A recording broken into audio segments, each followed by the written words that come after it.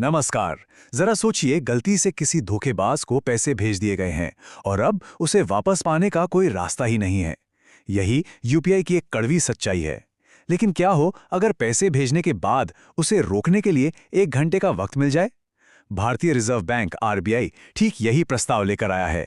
एक ऐसा कदम जो डिजिटल पेमेंट की दुनिया को शायद हमेशा के लिए बदल सकता है। तो सवाल यही है कि क्या ये 1 घंटे का ठहराव वाकई भुगतान का एक ज्यादा सुरक्षित तरीका है? देखिए, यूपीआई की जो सबसे बड़ी ताकत है ना, वही उसकी सबसे बड़ी कमजोरी भी बन जाती है।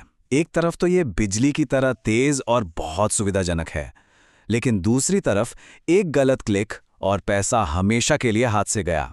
मतलब इसका इरिवर्सिबल होना ही इसे जोखिम भरा बनाता है, और बस इसी का फायदा धोखेबाज उठाते हैं। तो इस समस्या से निपटने के लिए आरबीआई का क्या प्लान है? वो एक तरह का स्पीड बम्प लगाने का प्रस्ताव रख रहे हैं। इसे 1 घंटे का ठहराव कह लीजिए, कूलिंग ऑफ पीरियड कह लीजिए, या बस एक सेफ्टी नेट। ये योजना कुछ खास ज्यादा रकम वाले लेन देन के लिए है, ताकि लोगों को उस एक पल की गलती के बाद भी धोखाधड़ी को रोकने का एक मौका मिल सके। अब इससे पहले कि कोई ये सोचे कि रोज की चाय कॉफी के लिए यूपीआई इस्तेमाल करने में भी देर होगी, तो ऐसा बिल्कुल नहीं है। ये देरी हर लेन देन के लिए नहीं है। आरबीआई का फोकस सिर्फ 10,000 रुपये से ज्यादा के बड़े ट्रांजैक्शन पर है। तो मतलब छोटी मोटी खरीदारी वो सब पहले की तरह ही तेज और आसान रहने वाली है।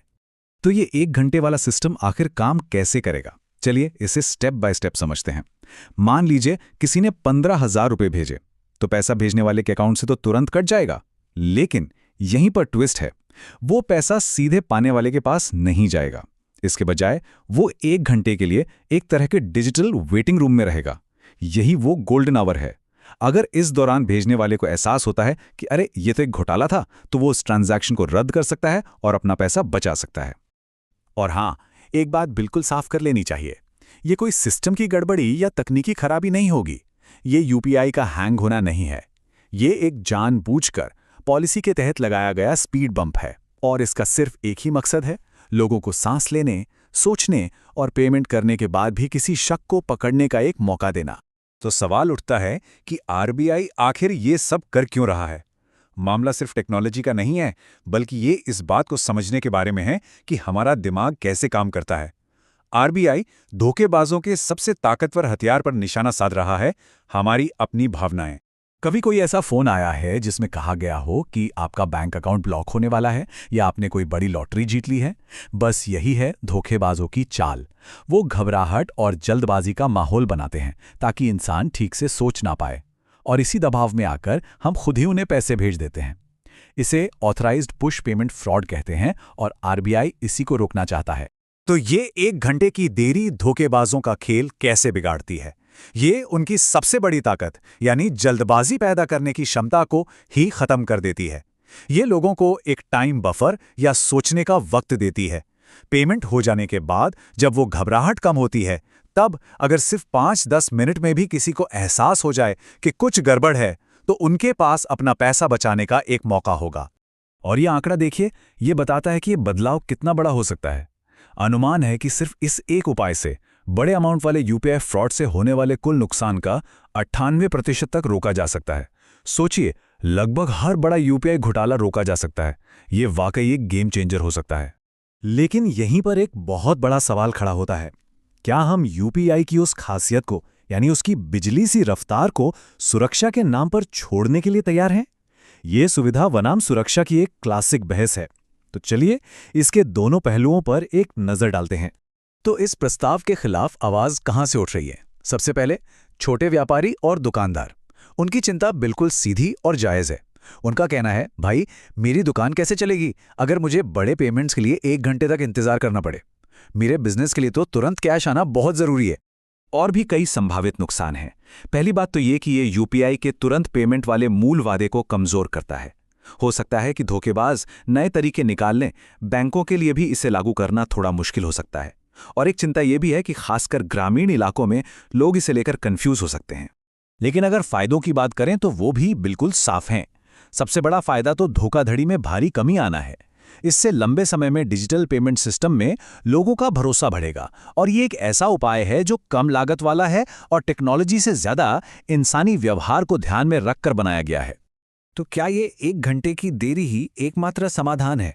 जी नहीं, बिल्कुल नहीं। आरबीआई भी इसे कोई जादू की छड़ी नहीं मान रहा है। ये समझना जरूरी है कि ये देरी एक बड़ी, कई परतों वाली सुरक्षा योजना का सिर्फ एक हिस्सा है। आरबीआई सुरक्षा उपायों का एक पूरा पैकेज प्रस्तावित कर रहा है। इसमें व्हाइट लिस्टिंग का ऑप्शन है, जिससे लोग अपने परिवार और दोस्तों को बिना किसी देरी के पैसे भेज सकें। वरिष्ठ नागरिकों के लिए अतिरिक्त वेरिफिकेशन का भी प्रस्ताव है। यहां तक कि एक किल स्विच भी है, जिससे अगर किसी को लगे कि उनका अकाउंट हैक हो गया है तो वो तुरंत अपने सभी डिजिटल ट्रांजैक्शन को फ्रीज कर सकते हैं। ये सभी मिलकर एक ज्यादा सुरक्षित सिस्टम बनाते हैं। अगर हम थोड़ा पीछे हटकर बड़ी तस्वीर देखें तो ये मामला सिर्फ यूपीआई के नियमों से कहीं ज्यादा बड़ा है। ये डिजिटल पेमेंट के बारे में हमारी सोच में एक बुनियादी बदलाव का संकेत है। सालों तक लक्ष्य बस एक ही था, सब कुछ तेज और आसान हो। अब फोकस एक ऐसा सिस्टम बनाने पर है जो न सिर्फ तेज हो बल्कि सुरक्षित भी हो। और इस सोच में भारत अकेला नहीं है। दुनिया भर के देश अब ये महसूस कर रहे हैं कि पेमेंट में थोड़ी सी रुकावट असल में एक अच्छी चीज हो सकती है। जरा देखिए, यूनाइटेड किंगडम नए पेमेंट पाने वालों के लिए पेमेंट को धीमा कर रहा है। सिंगापुर में नए लोगों के लिए कूलिंग ऑफ पीरियड है। यूरोपियन यूनियन ने ऑथेंटिकेशन को और मजबूत कर दिया है। तो भारत का ये प्रस्ताव कोई अनोखा कदम नहीं है। ये एक ग्लोबल ट्रेंड का हिस्सा है जो सिर्फ रफ्तार के बजाय लोगों की सुरक्षा को प्राथमिकता दे रहा है। और यही हमें एक नए दर्शन पर लाता है। ये इस बात को स्वीकार करना है कि सिर्फ टेक्नोलॉजी से धोखाधड़ी को नहीं रोका जा सकता। हमें उन इंसानी कमजोरियों को भी समझना होगा जिनका धोखेबाज फायदा उठाते हैं। आखिर में ये पूरा प्रस्ताव हमें उस दुनिया के बारे में एक बुनियादी सवाल पूछने पर मजबूर करता है जिसे हम बना रहे हैं। एक तत्काल, बिना रुकावट वाले डिजिटल भविष्य की दौड़ में हमारे सामने एक जरूरी सवाल है। हम सुविधा के लिए, कन्वीनियंस के लिए क्या कीमत चुकाने को तैयार हैं? ये एक ऐसा सवाल है जिस पर सोचना बहुत जरूरी है।